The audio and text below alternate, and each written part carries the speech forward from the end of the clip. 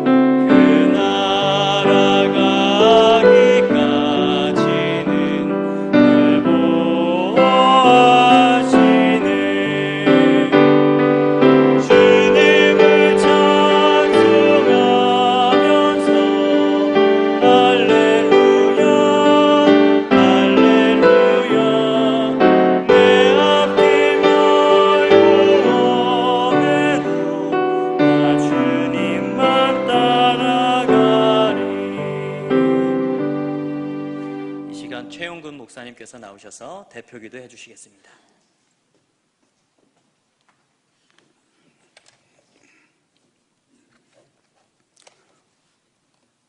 하나님의 은혜와 사랑과 감사와 찬양을 올립니다.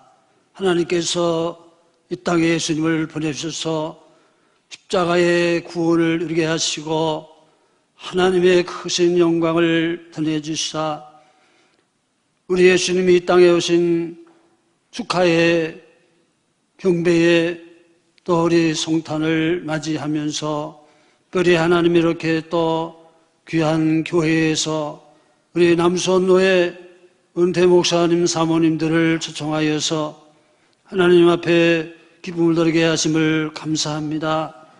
하나님 아버지, 이와 같이 귀한 사랑하는 교회에서 우리 주님을 위해서 섬겼고 은퇴하신 목사님들에게 이제 남은 생에도 하나님 기뻐하시고 하나님의 아름다운 역사를 허락해 주시고 건강 주시고 선한 싸움을 다 싸우고 나여 달려갈 길을 마치고 믿음을 지켰다고 하는 마지막 생애까지도 하나님의 돌보심의 은혜가 있게 하여 주시옵시를 기도하옵나이다. 아버지 하나님, 특별히 귀한 주의 피로갑절이 교회 의뢰병대 중앙교회를 통해서 또 이와 같이 오늘날까지 하나님의 복음을 전파하며 많은 영혼을 구원하게 하시고 생명에 역사하여 주시고 진리의 등대로 빛을 비춰주시는 하나님의 크신 은혜를 감사와 찬양을 드립니다. 하나님께서 귀한 교회를 통해서 지역을 섬기게 하시고 선교를 통해서 많은 영혼을 살리게 하시고 복음의 역사하여 주심을 감사합니다. 마지막 시대에 하나님께서 믿음과 성령이 충만하며 사랑이 충만하며 은혜가 충만한 귀한 교회가 되게 해 주시옵소서. 이 진리의 등대로서 빛과 소금의 역할을 하며 하나님 나라를 든든하게 세워나갈 수 있는 역사를 허락해 주시옵시기를 기도합니다. 하나님께서 이 섬기는 이 귀한 교회 위에 더욱더 날로 부흥하며 생명의 역사, 능력의 역사가 이루어지게 하시고 주님이 기뻐하시는 아름다운 교회로 하나님의 쓰시기에 합당하서 역사하여 주시옵시기를 기도합니다. 또 하나님께서 올려주신 그 생명의 말씀을 들고선 우리 담임 목사님에게 성령의 기름 부어주셔서 이제 말씀을 들을 때에 우리의 마음이 새로워지고 예수님을 통해서 변화를 받게 하시고 도전을 받게 하시고 우리의 심령의 변화를 얻게 해 주시옵소서. 영적으로 새로워지고 변화받는 귀한 시간이 되기를 원합니다. 아무쪼록 하나님께서 이 귀한 교회를 통해서 날로 하나님의 귀한 역사가 널리 전파되며 초대교회에 놀라우신 칭찬받는 교회로 역사하여 주시옵시기를 기도합니다.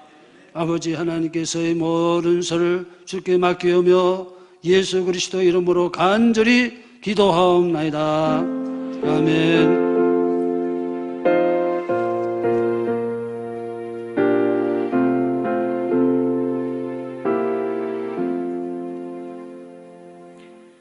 하나님의 말씀은 디모데후서 4장 6절부터 8절 말씀입니다. 신약성경 디모데후서 4장 6절부터 8절 말씀입니다. 신약성경 346면에 있습니다. 디모데후서 4장 6절부터 8절 말씀 제가 봉독해 올리겠습니다. 전제와 같이 내가 벌써 부어지고 나의 떠날 시각이 가까웠도다. 나는 선한 싸움을 싸우고 나의 달려갈 길을 마치고 믿음을 지켰으니 이제 후로는 나를 위하여 의의 면류관이 예비되었으므로 주 곧 의로우신 재판장이 그날에 내게 주실 것이며 내게만 아니라 주의 나타나심을 사모하는 모든 자에게도니라. 아멘. 이 시간 목사님께서 나오셔서 후회 없는 삶이라는 제목으로 말씀 전해주시겠습니다. 예, 기도하겠습니다. 거룩하신 하나님, 주님의 은혜를 아버지 하나님께 감사를 드립니다. 하나님, 오늘도 거룩한 성일을 맞이하게 하셔서 하나님의 백성으로 살게 해주셔서 감사합니다. 그리고 어떤 일생 동안 하나님 목회의 일선에서 하나님 모든 생을 다 하기까지 하나님 아버지와 생명을 바쳐 헌신하고 봉사하고 그리고 하나님 영혼들을 사랑했던 우리 사랑하는 목사님, 사모님들을 저희가 모실 수 있도록 영광 주셔서 감사합니다. 저들이 흘렸던 땀과 헌신과 눈물이 하나님 아버지 하나님 나라에서 귀한 상급이 되게 해주시옵고 그리고 하나님 자손 대대로의 복이 역사가 임할 수 있도록 인도해 주시옵소서. 아버지 하나님, 오늘도 주님의 말씀을 우리가 듣고자 합니다. 들려주시는 하나님의 온유한 음성이 우리 귓가에 들려질 때마다 하나님 우리 심령을 때릴 때마다 잘 박힌 못처럼 심령 속에 박혀지게 해주시고 때로는 찌르는 채찍처럼 우리의 잘못된 부분들을 하나님 도려내게 해주시고 그리고 하나님 아버지 치료의 광선을 덧입혀서 다시 한번 우리의 영적 사명을 감당할 수 있는 하나님의 사람들이 될 수 있도록 인도해 주옵소서. 감사를 드립니다. 그리스도 예수님의 거룩하신 이름으로 기도 올리옵나이다. 아멘. 우리 밝은 미소를 지으면서 좌우 옆분과 인사 나눕시다. 사랑하고 축복합니다. 인사 나눕시다.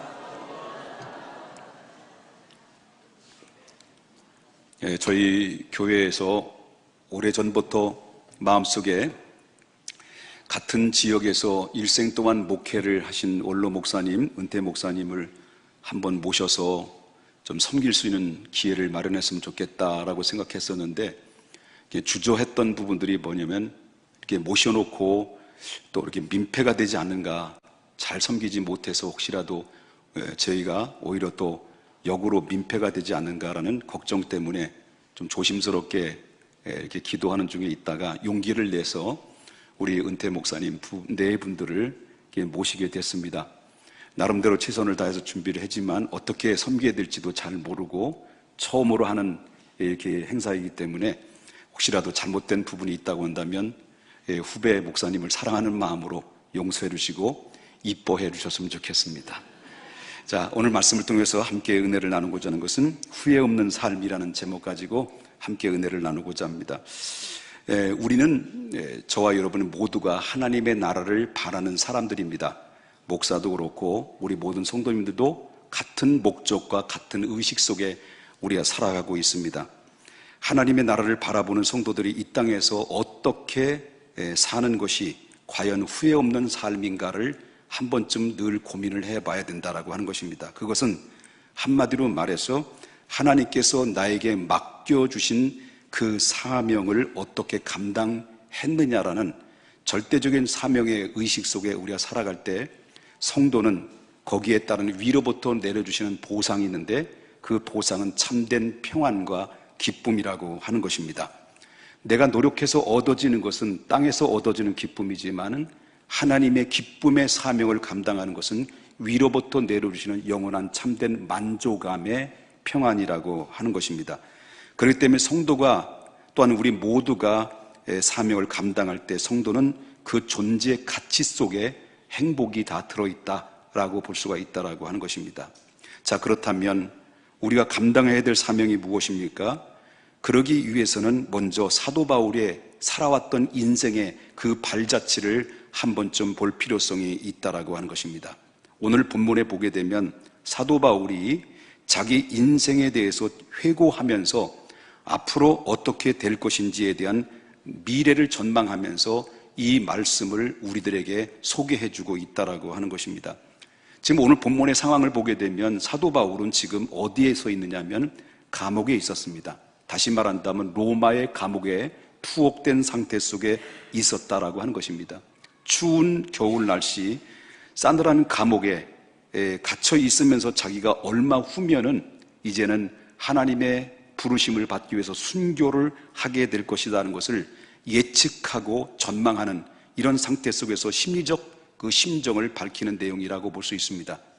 그리고 그 사도 바울은 자기 자신의 인생의 마지막 지점에서 자기에 대하여 회고를 하면서 또 평가를 하면서 그 다음에 나의 미래를 전망하면서 이 말씀을 우리에게 소개하고 있습니다. 그렇다면 그는 말하고 있는 인생이라는 게 뭘까? 그가 살아왔던 인생의 삶의 발자취는 무엇이고 오늘날 살아가는 현대인들에게 가장 우리 인생의 삶의 목표가 무엇이고 어떤 의미로 살아가야 될지를 이 사도 바울은 우리에게 도전을 주고 있는데, 사도 바울이 인생을 살아온 것을 한번 보게 되면 먼저 사도 바울이 고백했던 내용들을 보면 그 인생이 어떤 삶이었는가를 알 수가 있습니다. 첫째는 전제와 같이 내가 벌써 부음이 됐다라고 여기 4장 7절에 8절에 6절에서 말씀해주고 있습니다. 전제라는 게 뭡니까? 전제라고 하는 것은 피를 쏟아 붓는다라는 의미입니다. 구약의 제사를 보게 되면 제사를 보게 되면 이 제물을 드립니다. 소위 말한다면 양을 드리든지 소를 드리든지 아니면 염소를 드리든지 양의 목을 딱 쳤습니다. 목 쳤다고 죄송합니다. 좀 약간 가격한 말이지만 목을 어차피 나온 얘기이기 때문에 계속 하겠습니다. 양의 목을 딱 쳤습니다. 치면 거기서 목에서 피가 뚝뚝뚝뚝 떨어집니다. 그러면 그 피를 받습니다. 그 받은 피를 가지고 제단으로 가서 그 제단에 피를 붓습니다. 그리고 그 제물과 함께 태우는 것입니다. 이게 바로 뭐냐면 전제라고 하는 것입니다. 이 전제와 같이 부음이 되었다라고 하는 이 말씀에 보면 오늘 사도 바울이 이야기하고자 하는 그 전제같이 부었다는 말이 뭘까요? 바로 주님이 맡겨주신 사명을 위해서 땀과 눈물과 피, 즉 다시 말한다고 한다면 생명을 다 쏟아 부었다라고 하는 것입니다. 무엇 때문에? 나에게 맡겨주신 사명 때문에. 그 사명을 위해서, 맡겨주신 사명을 감당하기 위해서 나는 일생 동안 땀과 눈물과 피를 쏟아붓듯이 나의 삶은 내 생에 최선의 삶을 살았다, 최고의 삶을 살았다, 후회 없는 삶을 살았다, 그렇게 이야기를 하고 있습니다. 이 전제라고 하는 말씀 속에서 사도 바울이 사명을 위해서 어떻게 살았는지를 구체적으로 볼 수 있는데, 자기의 생명을 아끼지 않고 주님을 위해서 자기는 재물처럼 바치는 삶을 살았다라고 이야기합니다. 그러므로 인생은 적당히 되는 대로 사는 것이 아니라 내가 어떤 분야에 있든지 어떤 포지션에서 하나님의 내게 맡겨주신 일에 대해서 최선을 다할 때 최선을 다하는 자에게 기회가 주어지는 것입니다. 그러므로 주님이 기뻐하시는 일이라고 한다면 자신의 모든 것을 쏟아 부어야 하는 것이 바로 우리의 신앙에 걸어가는 순례자의 성도의 삶이라고 볼 수 있고, 우리 성도들의 인생의 발자취라고 볼 수 있다라고 하는 것입니다. 그러므로 사도 바울은 자기의 삶을 뒤돌아보면서 그가 살아온 인생을 이야기할 때 나는 전제같이 내가 벌써 부음되었다. 내가 주님 사명 감당하기 위해서 바로 땀과 눈물과 피를, 내 생명을 다할 때까지 나는 쏟아붓는 사명을 감당했다라고 말한 것처럼, 여러분이 인생의 마지막 발자취에서 우리가 하나님 앞에 서게 될 때 우리도 그 또한 사도 바울처럼 그러한 고백을 자신 있게 할 수 있는 책임 있는 삶을 살아야 될 줄 믿습니다. 그리고 두 번째는 또다시 사도 바울은 이렇게 고백을 합니다. 6절에 보니까 또한 인생은 잠깐 살다가 떠나는 것이다라고 이야기를 합니다. 디모데후서 4장 6절에 아까도 말한 것처럼 전제와 같이 내가 벌써 부음이 되고 나의 떠날 시각이 가까웠다라고 말합니다. 다시 말한다면 인생은 그렇게 길은 것이 아니다라고 하는 것입니다. 여기는 젊은이들이 많이 있는데 그 인생 그렇게 긴 건 아니야. 금방 시집가면 금방 이제 지금이 한참 피부가 탱탱하고 꽃이 몽우리가 바짝 튀어가지고 막 큰 소리치고 어깨 훅가시를 주고 다니는 그런 상태에 놀는지 모르지만 이제 시간이 지나면 금세 인생은 잠깐 가는 거죠. 죄송합니다. 우리 형님들도 계시고 누님들도 계시는데 이런 인생에 대해서 얘기했고 세월에 대해서 얘기했습니다만 그렇습니다. 누구나 예외 없이 인생은 겨울이 오게 되어 있습니다. 마지막 저녁 노을이 우리에게 찾아올 수밖에 없습니다. 그렇기 때문에 우리는 그냥 막연하게 살아서 안 되고 그냥 소비된 허비한 인생으로 살아서는 안 됩니다. 황금 같은 시간들을 하루하루를 믿음 안에서 승리하며 살아가야 되는데 우리는 언젠가는 이 세상을 떠나게 됩니다. 그 떠나게 된다는 사실은 젊은이들이나 노인이나 할 것 없이 모두가 예외의 대상은 아닙니다. 모두가 다 거기에 속해 있다라고 하는 것입니다. 몸이 약하기 때문에 떠나는 것이 아닙니다. 나이가 많기 때문에 떠나는 것이 아닙니다. 하나님이 부르실 때 떠나는 겁니다. 그렇기 때문에 하나님이 불러서 하나님 앞에 가는 것입니다.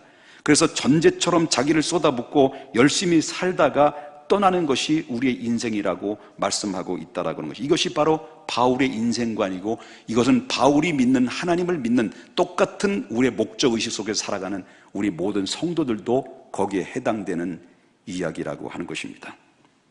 바울은 말합니다. 세 번째, 첫 번째는 전제와 같이 내가 부음받았다고 그랬습니다. 두 번째는 인생은 잠깐이라는 것을 이야기합니다. 잠깐 왔다 가는 것이다. 그러나 거기에 초라한 인생의 발자취를 남기지 말고 의미 있는 발자취를 남기라고 하셨고요.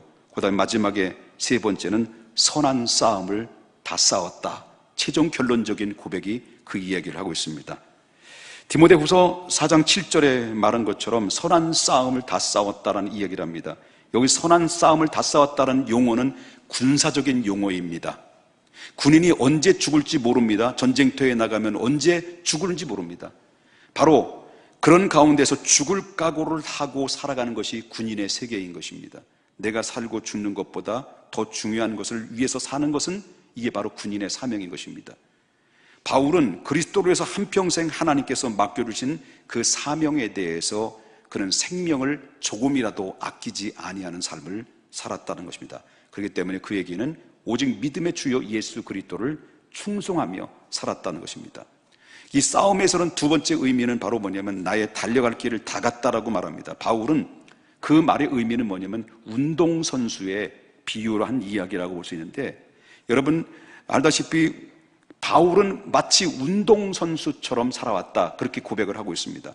운동선수에는 경기장에 목적이 분명히 있습니다. 경기의 목적은 마라톤 선수에게는 달리는 코스가 목표 지점이 분명해야 된다라고 하는 것입니다. 마라톤 선수는 뛰다 말고 마라톤 선수 하는 얘기가 가만히 있자, 이쪽으로 가야 되지, 아니 이제 저쪽으로 가야 되지, 우왕좌왕한다고 한다면 이렇게 질문을 하고 이 어디로 가야 되는 거 맞아? 라고 질문한다고 하면 이 마라톤 선수는 정신 나간 선수다라고 볼 수 있습니다. 운동선수는 다른 것을 생각해서는 안 된다라고 하는 것입니다. 땅 하자마자 어떻게 됩니까? 바라보고 직선을 향해 달리고 코스를 절대로 변경해서는 안 된다는 것입니다. 이것이 힘들고 저것이 힘들다 해서 이것저것 바꿔버리면 결국 가야 될 방향을 잃어버리게 된다라고 하는 것입니다. 그래서 바울 사도는 이렇게 말합니다. 히브리서 12장 2절에 말하기를 믿음의 주요 온전케 하시는 이를 예수를 바라보자 라고 말합니다. 믿음의 주요 온전케 하신 예수님을 바라보며 그는 살아왔는데, 그 예수를 바라보면서 사명을 감당했을 때는 그에게는 어떤 믿음이 있었기 때문에 사명을 감당했습니까? 그는 그 앞에서 있는 기쁨을 위해서 십자가를 참아서 부끄러움을 개의치 아니하시더니 하나님의 보좌 우편에 앉으셨느니라. 나는 그분 따라 보좌에 가는 그날 때까지 나는 그분을 바라보고 살겠다라는 결심을 합니다.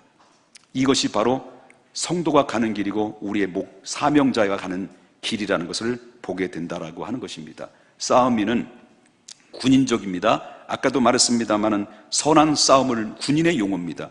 싸움에는 달려갈 길을 마치는 것은 뭡니까? 운동선수의 비유로 이해하겠습니다. 마지막으로는 싸움 중에는 믿음의 싸움이 있습니다. 믿음의 싸움, 믿음을 지켰느냐라고 하는 싸움입니다. 순교를 각오할 마음을 가지고 믿음을 지켰다는 겁니다. 오늘날 이 시대는 믿음을 지키기 참으로 어려운 시대를 우리가 살아가고 있습니다. 정말 우리가 믿음의 진가를 나타날 수 있는 그런 진가에 우리 어쩌면 그 믿음에서 희석돼 버리고 나태해지고 우리가 또한 믿음에 변질되는 시대 속에 우리가 살고 있습니다. 왜냐하면 지금 오늘날 이 시대는 가장 기독교를 향한 핍박이 많고 기독교를 향해서 공격을 많이 받는 이 시대 속에 바로 텔레비전에서도 외치기도 하고 모든 인터넷망을 통해서 모든 방송 매체라는 마체는 다 총동원해서 기독교를 폄하하고 거짓 증언으로 내세워서 결국은 기독교를 정말로 완전히 본질적으로 무너뜨리려는 세력들에 의해서 지금 가장 고초를 당하고 있다 보니 그 사정권 안에 있는 믿음의 성도들의 삶 자체도 어떻습니까? 과연 그게 사실 맞는가? 그게 맞을 수도 있지? 그렇겠네 라고 하면서 내가 믿고 있고 지켜왔던 믿음조차도 내 스스로가 지키지 못하는 그런 상황 속에서 사람들은 갈등하고 있습니다. 자, 이럴 때일수록 우리는 어떤 싸움을 싸워야 됩니까? 바로 모든 상황은 바뀌어진다 할지라도 바로 구름이 꼈다고 해서 태양이 없는 것은 아닙니다. 태양은 여전히 있는 것입니다. 다만 구름이 꼈을 뿐입니다. 바로 세상이 타락되고 기독교가 타락됐다고 사람들은 그렇게 외치고 그리고 폄하하고 수많은 공격을 당했다 할지라도 하나님이 살아계시지 않는 것이 아닙니다. 여전히 하나님은 살아계시고 여전히 교회를 붙들고 있고 여전히 주의 사자들을 강하게 그 의로운 손으로 잡아주고 있다는 것을 알으셔야 됩니다.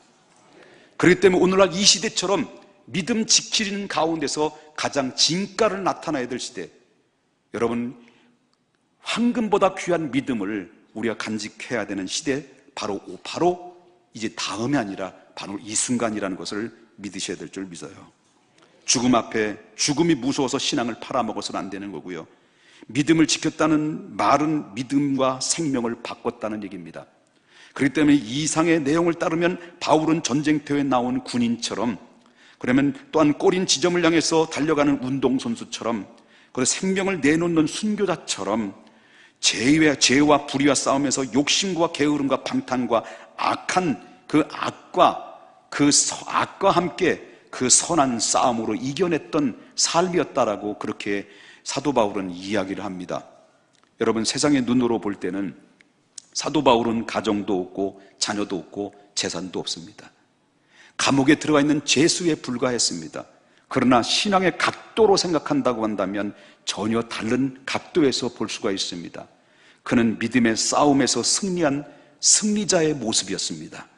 그렇다면 우리는 어떻게 살아야 후회 없는 인생을 살아올 수 있겠습니까? 후회 없는 인생을 살기 위해서는 우리 후회 없는 인생을 향해서 한 판 벌려야 됩니다. 그 한 판 벌려야 되는 게 바로 뭡니까? 아까도 말한 것처럼 히브리서 12장 2절에 말한 것처럼 믿음의 주요 또 온전케 하신 이인 누구를 바라봐야 되겠습니까? 예수님을 바라봐야 됩니다. 그리고 나의 선한 싸움을 다 싸우고 나의 달려갈 길을 마치고 믿음을 지켜야 된다라고 하는 것입니다. 그리고 사도 바울의 인생의 결론이 무엇일까요? 그리고 우리의 인생의 결론을 어떻게 내려야 될까요? 바로 인생의 결론을 내려야 되는데 그 결론은 내가 내리는 게 아니라는 겁니다. 나는 열심히 살아왔습니다. 최선을 다했습니다. 근데 결론은 내가 내리는 것이 아니라 결국 영원한 재판장이신 여호와 하나님이 결론을 내려주시는 것입니다. 그 결론을 내려주시는데 왜냐하면 내 앞에 의로운 재판장이 있기 때문에 그렇습니다. 사명 때문에 살아온 우리 인생의 최종의 결론은 무엇입니까? 그 최종의 결론은 사도 바울이 말한 것처럼 의의 면류관이라고 한 것입니다. 이후로 나를 위해서 8절에 보니까 의의 면류관이 예비되었으므로 곧 의로운 재판장이 그날에 내게 주실 것이다라고 말합니다. 우리가 하나님 앞에 서게 되면 하나님 나라가 펼쳐지게 될 것입니다. 그 다음에 면류관이 우리를 위해서 준비될 것입니다. 세상에는 우리에게 제대로 평가를 받지 못합니다. 세상은 우리를 향해서 평가를 하지 않습니다. 세상으로부터 우리의 박수의 갈채를 우리가 세상으로부터 박수의 갈채를 받지도 않습니다. 그리고 그들이 우리가 어떻게 살아왔는지 잘 모릅니다. 그러나 하나님은 내 마음과 내 수고와 내 고생과 내 땀과 그 사명 때문에 살아왔던 그 눈물과 헌신, 그거를 주님이 알고 있습니다. 지금까지 믿음으로 살려고 했던 나의 몸부림, 아무도 알아주지 않았던 나의 수고들, 그러나 하나님은 그것을 다른 사람은 기억할지 모르지만, 다른 사람은 나를 외면한지 모르지만, 다른 사람이 나를 볼 때 외롭고 고독한 인생으로 평가를 하는지 모르지만, 그러나 하나님은 나를 아십니다. 그리고 기억하실 것입니다. 그리고 상을 주실 것입니다. 세상은 외롭지 못하고 불공평한 것이 많이 있습니다. 그러나 하나님은 의로우신 것입니다. 그분은 정확하게 내 수고에 대해서 분명히 판단하실 것입니다. 그리고 의의 면류관을 허락하실 것입니다. 바울은 영적 군인으로서 생명을 바쳐서 죽도록 충성하며 살아왔습니다. 마치 운동선수처럼 이를 악물고 끝까지 달렸습니다. 그리고 싸우고 또 이기고 그 코스를 완주했습니다. 그리고 믿음을 지켰습니다. 그 이후로는 마음에 자유로웠습니다. 남은 시간 후회 없이 조용히 죽음을 기다릴 뿐이었습니다. 그러므로 이제는 아무 후회도 없이 미련도 없고, 그리고 이대로 죽어도 좋을 만큼 사도 바울은 후회 없는 인생을 살아왔다라고 하는 것입니다. 이것이야말로 진정한 인생의 성공이요, 가장 행복한 사람의 모습이요, 후회 없는 인생의 삶이라고 볼 수가 있다라고 하는 것입니다. 우리 사랑하는, 그리고 존경하는 원로 목사님들을 향하여 이 세상에서 하나님께서는 이 세상의 사람들은 그 목사님들을 알아주지 못할 것입니다. 알아둘 수도 없을 수도 있습니다. 일생 동안 목회를 하면서 성도들로부터 받았던 모든 존경도 나이에 묻히고 세월에 묻히다 보니 그 관심도 서서히 관심 밖에 멀어지기 시작하고, 그리고 그렇게 따랐던 수많은 성도들도 하나씩 둘씩 곁을 떠나갈 때 성도들은 떠나가고 주변의 사람들은 다 곁을 떠나고 결국 혼자 외롭게 또 쓸쓸한 고독한 인생의 마무리하는 것으로 여겨질 수도 있을 거라고 생각이 됩니다. 그러나 분명한 것은 다 떠나가도 공허한 마음이 물밑에서 밀려온다 할지라도, 고독한 상황 속에 있다 할지라도 하나님은 바울처럼 이렇게 이야기합니다. 바울은 말하기를 이후로는 나를 위하여 의의 면류관이 예비되었다. 왜냐하면 일생 동안 목회 인생을 다 마치고 일생 동안 사명을 감당하기 위해서 선한 싸움을 다 싸우고 믿음을 굳게 지키신 사랑하는 나의 존경하는 우리 원로 목사님, 은퇴 목사님들이 그 인생은 결코 황금 같은 금의 면류관이 비치도록 영원토록 비치게 될 것이다라고 저는 믿습니다. 우리 후배 성도들은, 우리 후배 목사들은, 교역자들은 당신의 그 길을 걸어갔던 그 발자취를 기억하면서 우리도 후회 없는 인생으로 의로운 재판장 앞에 섰을 그때에 우리 하나님 앞에 후회 없는 한 판의 인생을 멋지게 마무리를 하는 우리 모두가 되어야 될 줄 믿습니다. 본문은 말합니다. 사도 바울은 말합니다. 이 의의 면류관은 나에게만 속한 것이 아니라 주의 나타나심을 사모하는 우리 모든 성도에게도 동일한 면류관이다 라고 말합니다. 이것은 바울에 해당되는 이야기만이 아닙니다. 재림을 기다리는 모든 성도들이, 모든 그리스도인들을 바로 지칭하는 이야기라고 볼 수가 있다는 겁니다. 이런 인생을 가지고 믿음의 선한 싸움을 다 싸우는 성도의 삶, 또 우리 사랑하는, 존경하는 우리 은퇴 목사님들의 인생의 삶을, 그 존경심을 가지고 일생 동안 또 이 후배 목사는 잘 섬기고 일생 동안 그 길을 가겠습니다. 우리 모든 성도님들도 바로 일생 동안 주를 위해서 헌신하고 몸 바쳤던 수많은 목사님들을 뵐 때마다 날마다 존경하는 마음으로 고개를 숙이고 겸손히 섬기는 마음으로 가져야 될 줄 믿습니다. 기도하겠습니다. 거룩하신 하나님 아버지, 주님의 은혜와 사랑을 감사합니다. 우리는 한평생 살아가지만은 그 인생은 그렇게 긴 것이 아닌데, 하나님 나를 이 땅에 오게 하신 것도 목적이 있고, 하나님 나를 부르심에 있어서도 사명이 있기 때문에 부르셨는데, 사명 없이 그냥 허우적거리며 인생을 허비하는 삶을 살지 않게 해주시었고, 하나님 아버지, 바울이 걸어갔던 인생의 발자취처럼, 우리 은퇴 목사님들이 걸어가셨던 그 발자취처럼 우리도 하나님 아버지 그 길을 기꺼이 기쁨으로 외롭고 힘들고 고독해도 그 길을 따라가게 해 주시옵소서.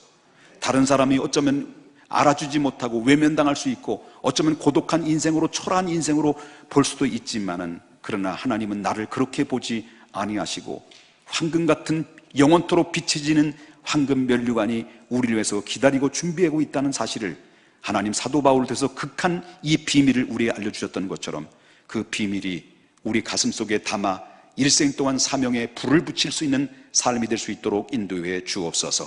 그리고 하나님, 냉랭한 우리 가슴에 성령의 불을 질러 다시 한번 사명의 불을 붙여 마지막 후회 없는 인생을 하나님 새롭게 걸어가는 인생의 발자취가 될 수 있도록 주님 축복하여 주시옵소서. 그리고 하나님 앞에 귀한 예물을 드렸습니다. 예물 속에 하나님 담겨져 있는 저들의 마음과 소원이 있습니다. 그리고 하나님 감사의 내용이 있습니다. 그리고 하나님 아버지와 또한 믿음이 포함되어 있고 주님을 향한 사랑의 마음이 있습니다. 하나님, 차별된 축복을, 응답을 허락하여 주시어서 모든 문제가 풀려지게 되고 형통의 축복으로 충만케 하여 주시옵소서. 이 물질이 쓰인 곳에 하나님의 영광이 드러나기를 간절히 열망하오며 그리스도 예수님의 거룩하신 이름으로 축복하며 기도 올리옵나이다. 아멘. 이 시간 김종하 목사님께서 축도하심으로 일부 예배를 마치도록 하겠습니다.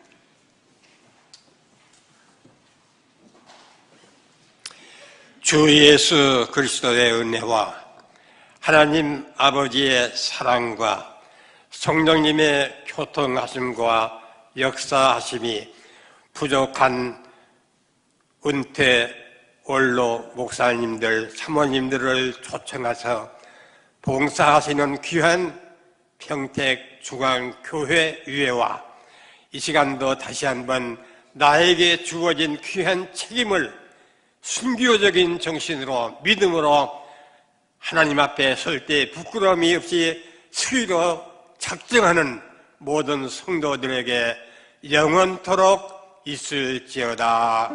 아멘.